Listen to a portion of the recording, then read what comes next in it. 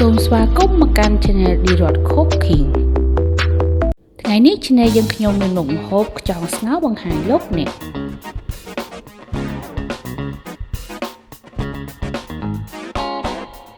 គ្រឿងផ្សំមានខ្យងគល់ស្លឹកគ្រៃស្លឹកក្រូចម្ទេសស្ករសអំបិលប៊ីចេងគ្រឿងផ្សំធ្វើទឹកត្រីជ្រលក់មានអំពិលទុំខ្ទឹមក្រហមគល់ខ្ទឹមសម្ទេសទឹកត្រីប៊ីចេងស្ករស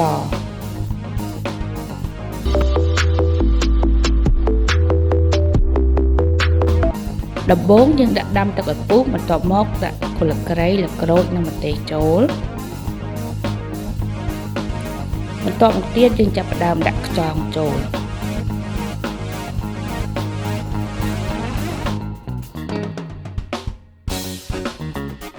យើងដាក់អំបិលប៊ីចេងស្ករចូលក្នុងខ្យងដើម្បីឲ្យខ្យងរបស់យើងមានរសជាតិឆ្ងាញ់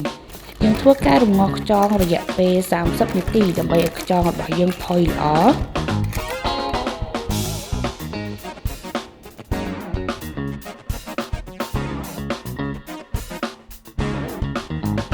ពេលនេះខ្យងរបស់យើងបានឆ្អិនរួចរាល់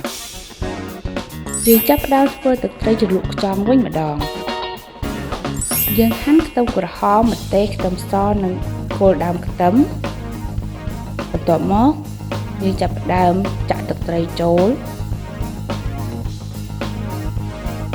បន្ទាប់មកទៀតយើងដាក់ស្ករសនិងប៊ីចេងចូលនិងចុងក្រោយគេយើងដាក់អំបិលទុំចូល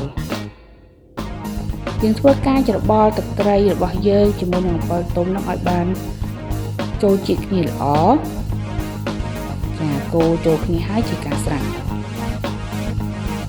នៅពេលនេះមុខម្ហូបខ្យងស្ងោរបានឆ្អិនរួចរាល់